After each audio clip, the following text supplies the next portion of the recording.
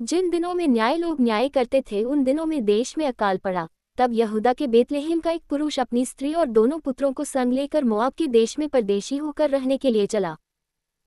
उस पुरुष का नाम एलीमेलेक और उसकी पत्नी का नाम नाओमी और उसके दो बेटों के नाम महलोन और किल्योन थे। ये एप्राती अर्थात यहूदा के बेतलेहम के रहने वाले थे और मोआब के देश में आकर वहां रहे।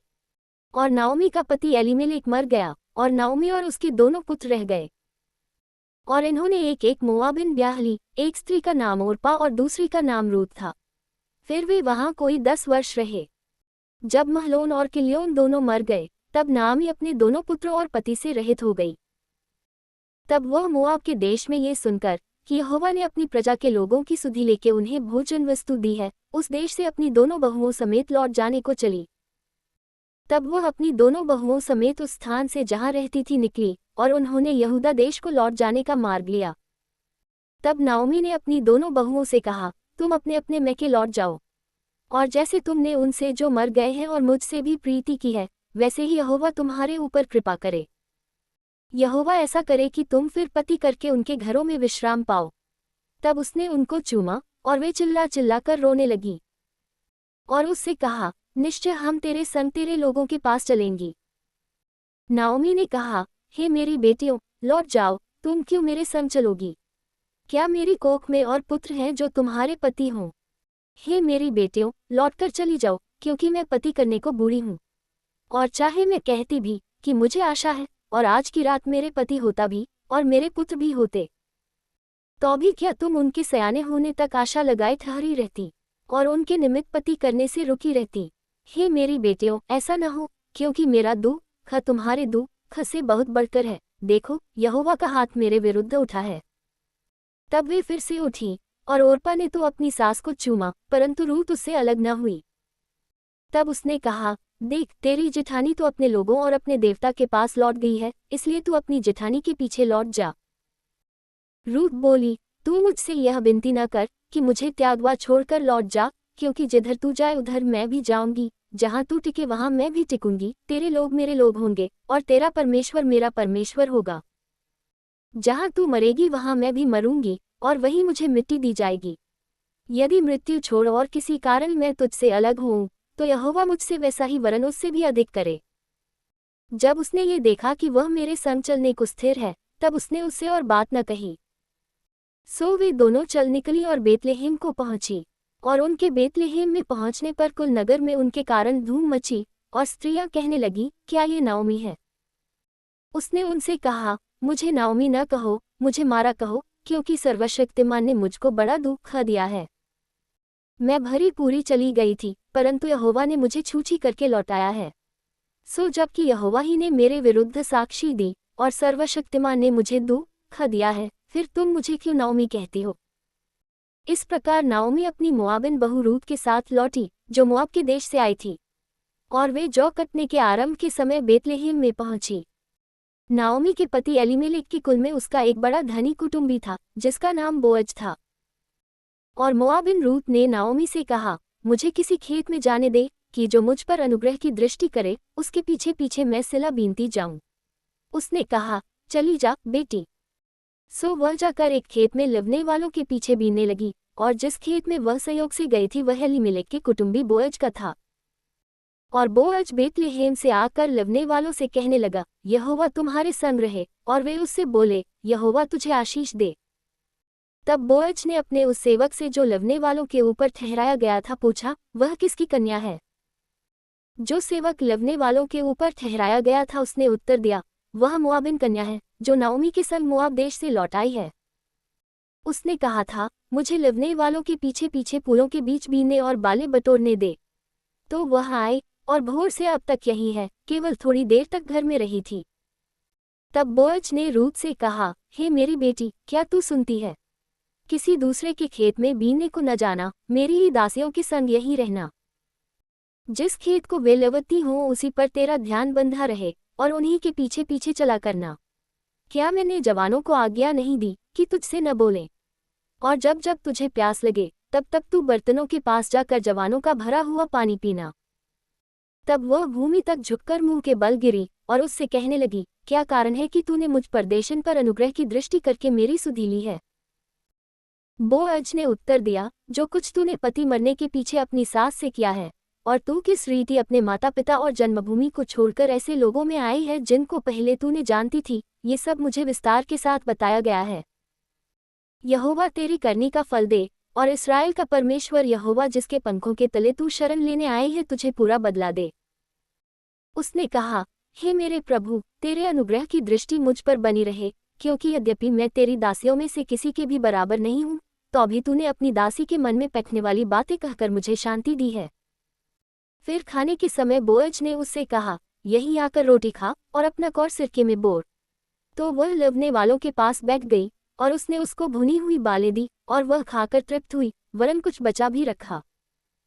जब वह बीनने को उठी, तब बोअज ने अपने जवानों को आज्ञा दी कि उसको पूलों के बीच बीच में भी बीनने दो, और दोष मत लगाओ, वरन मुट्ठी भर जाने पर कुछ कुछ निकाल कर गिरा भी दिया करो, और उसके बीनने के लिए छोड़ दो, और उसे घुड़को मत। सो वह सांझ तक खेत में बीनती रही, तब जो कुछ बीन चुकी उसे फटका, और वह कोई अपा भर जो निकला। तब वह उसे उठाकर नगर में गई, और उसकी सास ने उसका बीना हुआ देखा, और जो कुछ उसने तृप्त होकर बचाया था उसको उसने निकाल कर अपनी सास को दिया। उसकी सास ने उससे पूछा, आज तू कहाँ बीनती और कहाँ काम करती थी? धन्य वह हो जिसने तेरी सुधि ली है। तब उसने अपनी सास को बता दिया कि मैंने किसके पास काम किया, और कहा कि जिस पुरुष के पास मैंने आज काम किया उसका नाम बोअज है। नाओमी ने अपनी बहू से कहा, वह यहोवा की ओर से आशीष पाए, क्योंकि उसने न तो जीवित पर से और न मरे हुओं पर से अपनी करुणा हटाई। फिर नाओमी ने उससे कहा, वह पुरुष तो हमारा कुटुंबी है, वरन उनमें से है जिनको हमारी भूमि छुड़ाने का अधिकार है। फिर रूत मोआबिन बोली, उसने मुझसे ये भी कहा कि जब तक मेरे सेवक मेरी कटनी पूरी न कर चुके तब तक उन्हीं के संग संग लगी रह। नाओमी ने अपनी बहू रूत से कहा, मेरी बेटी, यह अच्छा भी है कि तू उसी की दासियों के साथ साथ जाया करे, और वे तुझको दूसरे के खेत में न मिलें। इसलिए रूत जौ और गेहूं दोनों की कटनी के अंत तक बीनने के लिए बोअज की दासियों के साथ साथ लगी रही, और अपनी सास के यहाँ रहती थी। उसकी सास नाओमी ने उससे कहा, हे मेरी बेटी, क्या मैं तेरे लिए ठाव न ढूंढूं कि तेरा भला हो? अब जिसकी दासियों के पास तू थी, क्या वह बोअज हमारा कुटुंबी नहीं है? वह तो आज रात को खलिहान में जौ फटकेगा। तू स्नान कर तेल लगा, वस्त्र पहनकर खलिहान को जा, परंतु जब तक वह पुरुष खा पी न चुके तब तक अपने को उस पर प्रकट न करना। और जब वह लेट जाए तब तू उसके लेटने के स्थान को देख लेना, फिर भीतर जा उसके पांव उघार के लेट जाना, तब वही तुझे बताएगा कि तुझे क्या करना चाहिए। उसने उससे कहा, जो कुछ तू कहती है वह सब मैं करूंगी। तब वह खलिहान को गई और अपनी सास की आज्ञा के अनुसार ही किया। जब बोअज खा पी चुका और उसका मन आनंदित हुआ, तब जाकर राशि के एक सिरे पर लेट गया। तब वह चुपचाप गई और उसके पांव उघार के लेट गई।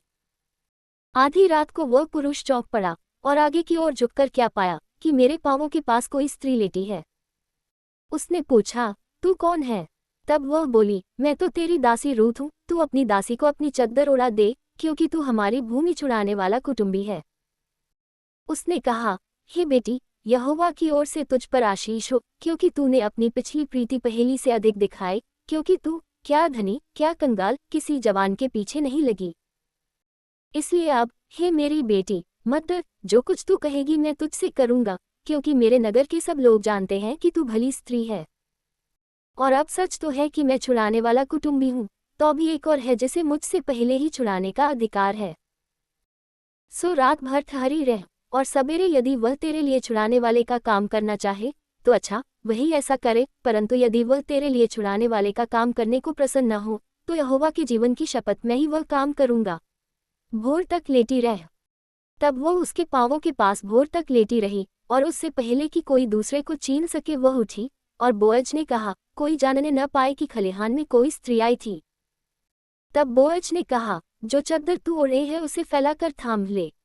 और जब उसने उसे थामा तब उसने 6 नपुए जौ नापकर उसको उठा दिया, फिर वह नगर में चली गई। जब रूत अपनी सास के पास आई तब उसने पूछा, हे बेटी, क्या हुआ? तब जो कुछ उस पुरुष ने उससे किया था वह सब उसने उसे कह सुनाया। फिर उसने कहा, ये 6 नपुए जौ उसने ये कहकर मुझे दिया कि अपनी सास के पास छूछे हाथ मत जा। उसने कहा, हे मेरी बेटी, जब तक तू न जाने कि इस बात का कैसा फल निकलेगा, तब तक चुपचाप बैठी रह, क्योंकि आज उस पुरुष को ये काम बिना निपटाए चैन न पड़ेगा। तब बोअज फाटक के पास जाकर बैठ गया, और जिस छुड़ाने वाले कुटुंबी की चर्चा बोअज ने की थी, वह भी आ गया। तब बोअज ने कहा, हे फुलाने, इधर आकर यहीं बैठ जा, तो वह उधर जाकर बैठ गया। तब उसने नगर के 10 वृद्ध लोगों को बुलाकर कहा, यहीं बैठ जाओ, वे भी बैठ गए। तब वह छुड़ाने वाले कुटुंबी से कहने लगा, नाओमी जो मोआब देश से लौट आई है, वह हमारे भाई एलीमेलेक की एक टुकड़ा भूमि बेचना चाहती है। इसलिए मैंने सोचा कि यह बात तुझको जताकर कहूंगा कि तू उसको इन बैठे हुओं के सामने और मेरे लोगों के इन वृद्ध लोगों के सामने मोल ले। और यदि तू उसको छुड़ाना चाहे तो छुड़ा, और यदि तू छुड़ाना न चाहे तो मुझे ऐसा ही बता दे कि मैं समझ लूं, क्योंकि तुझे छोड़ उसके छुड़ाने का अधिकार और किसी को नहीं है, और तेरे बाद मैं हूं। उसने कहा, मैं उसे छुड़ाऊंगा। फिर बोअज ने कहा, जब तू उस भूमि को नाओमी के हाथ से मोल ले, तब उसे रूत मोआबिन के हाथ से भी, जो मरे हुए की स्त्री है, इस मनसा से मोल लेना पड़ेगा कि मरे हुए का नाम उसके भाग में स्थिर कर दे। उस छुड़ाने वाले कुटुंबी ने कहा, मैं उसको छुड़ा नहीं सकता, ऐसा न हो कि मेरा निज भाग बिगड़ जाए। इसलिए मेरा छुड़ाने का अधिकार तू ले ले, क्योंकि मुझसे वह छुड़ाया नहीं जाता। अगले समय में इस्राएल में छुड़ाने के बदलने के विषय में सब पक्का करने के लिए यह व्यवहार था कि मनुष्य अपनी जूती उतार के दूसरे को देता था। इस्राएल में गवाही इसी रीति होती थी। इसलिए उस छुड़ाने वाले कुटुंबी ने बोअज से यह कहकर कि तू उसे मोल ले, अपनी जूती उतारी। तब बोअज ने वृद्ध लोगों और सब लोगों से कहा, तुम आज इस बात के साक्षी हो कि जो कुछ एलीमेलेक का और जो कुछ किल्योन और महलोन का था, वह सब मैं नाओमी के हाथ से मोल लेता हूँ। फिर महलोन की स्त्री रूत मोआबिन को भी मैं अपनी पत्नी करने के लिए इस मनसा से मोल लेता हूँ कि मरे हुए का नाम उसके निज भाग पर स्थिर करूं, कहीं ऐसा न हो कि मरे हुए का नाम उसके भाइयों में से और उसके स्थान के फाटक से मिट जाए। तुम लोग आज साक्षी ठहरे हो। तब फाटक के पास जितने लोग थे उन्होंने और वृद्ध लोगों ने कहा, हम साक्षी हैं। ये जो स्त्री तेरे घर में आती है, उसको यहोवा इस्राएल के घराने की 2 उपजाने वाली राहेल और लिया के समान करे, और तू एप्राता में वीरता करे, और बेतलेहम में तेरा बड़ा नाम हो। और जो संतान यहोवा इस जवान स्त्री के द्वारा तुझे दे, उसके कारण से तेरा घराना पेरेस का सा हो जाए, जो तामार से यहूदा के द्वारा उत्पन्न हुआ। तब बोअज ने रूत को ब्याह लिया, और वह उसकी पत्नी हो गई। और जब वह उसके पास गया, तब यहोवा की दया से उसको गर्भ रहा, और उसके एक बेटा उत्पन्न हुआ। तब स्त्रियों ने नाओमी से कहा, यहोवा धन्य है, जिसने तुझे आज छुड़ाने वाले कुटुंबी के बिना नहीं छोड़ा। इस्राएल में इसका बड़ा नाम हो, और ये तेरे जी में जी ले आने वाला और तेरा बुढ़ापे में पालने वाला हो, क्योंकि तेरी बहू जो तुझसे प्रेम रखती और 7 बेटों से भी तेरे लिए श्रेष्ठ है, उसी का ये बेटा है। फिर नाओमी उस बच्चे को अपनी गोद में रखकर उसकी धाई का काम करने लगी। और उसकी पड़ोसिनों ने ये कहकर कि नाओमी के एक बेटा उत्पन्न हुआ है, लड़के का नाम ओबेद रखा। यिशै का पिता और दाऊद का दादा वही हुआ। पेरेस की यह वंशावली है, अर्थात पेरेस से हेब्रोन, और हेब्रोन से राम, और राम से अम्मीनादाब, और अम्मीनादाब से नहशोन, और नहशोन से सलमोन, और सलमोन से बोअज, और बोअज से ओबेद, और ओबेद से यिशै, और यिशै से दाऊद उत्पन्न हुआ। तब बोअज फाटक के पास जाकर बैठ गया, और जिस छुड़ाने वाले कुटुंबी की चर्चा बोअज ने की थी, वह भी आ गया। तब बोअज ने कहा, हे फुलाने, इधर आकर यहीं बैठ जा, तो वह उधर जाकर बैठ गया। तब उसने नगर के 10 वृद्ध लोगों को बुलाकर कहा, यहीं बैठ जाओ, वे भी बैठ गए। तब वह छुड़ाने वाले कुटुंबी से कहने लगा, नाओमी जो मोआब देश से लौट आई है, वह हमारे भाई एलीमेलेक की एक टुकड़ा भूमि बेचना चाहती है। इसलिए मैंने सोचा कि यह बात तुझको जताकर कहूंगा कि तू उसको इन बैठे हुओं के सामने और मेरे लोगों के इन वृद्ध लोगों के सामने मोल ले। और यदि तू उसको छुड़ाना चाहे तो छुड़ा, और यदि तू छुड़ाना न चाहे तो मुझे ऐसा ही बता दे कि मैं समझ लूं, क्योंकि तुझे छोड़ उसके छुड़ाने का अधिकार और किसी को नहीं है, और तेरे बाद मैं हूं। उसने कहा, मैं उसे छुड़ाऊंगा। फिर बोअज ने कहा, जब तू उस भूमि को नाओमी के हाथ से मोल ले, तब उसे रूत मोआबिन के हाथ से भी, जो मरे हुए की स्त्री है, इस मनसा से मोल लेना पड़ेगा कि मरे हुए का नाम उसके भाग में स्थिर कर दे। उस छुड़ाने वाले कुटुंबी ने कहा, मैं उसको छुड़ा नहीं सकता, ऐसा न हो कि मेरा निज भाग बिगड़ जाए। इसलिए मेरा छुड़ाने का अधिकार तू ले ले, क्योंकि मुझसे वह छुड़ाया नहीं जाता। अगले समय में इसराइल में छुड़ाने के बदलने के विषय में सब पक्का करने के लिए यह व्यवहार था कि मनुष्य अपनी जूती उतार के दूसरे को देता था। इसराइल में गवाही इसी रीति होती थी। इसलिए उस छुड़ाने वाले कुटुंबी ने बोअज से यह कहकर कि तू उसे मोल ले, अपनी जूती उतारी।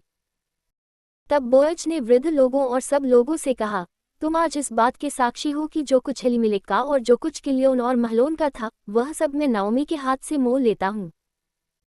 फिर महलोन की स्त्री रूत मोआबिन को भी मैं अपनी पत्नी करने के लिए इस मनसा से मोल लेता हूँ कि मरे हुए का नाम उसके निज भाग पर स्थिर करूँ, कहीं ऐसा न हो कि मरे हुए का नाम उसके भाइयों में से और उसके स्थान के फाटक से मिट जाए। तुम लोग आज साक्षी ठहरे हो। तब फाटक के पास जितने लोग थे उन्होंने और वृद्ध लोगों ने कहा, हम साक्षी हैं। ये जो स्त्री तेरे घर में आती है उसको यहोवा इस्राएल के घराने की दो उपजाने वाली राहेल और लिया के समान करे, और तू एप्राता में वीरता करे, और बेतलेहम में तेरा बड़ा नाम हो। और जो संतान यहोवा इस जवान स्त्री के द्वारा तुझे दे उसके कारण से तेरा घराना पेरेस का सा हो जाए, जो तामार से यहूदा के द्वारा उत्पन्न हुआ। तब बोअज ने रूत को ब्याह लिया और वह उसकी पत्नी हो गई। और जब वह उसके पास गया तब यहोवा की दया से उसको गर्भ रहा और उसके एक बेटा उत्पन्न हुआ। तब स्त्रियों ने नाओमी से कहा, यहोवा धन्य है जिसने तुझे आज छुड़ाने वाले कुटुंबी के बिना नहीं छोड़ा, इसराइल में इसका बड़ा नाम हो।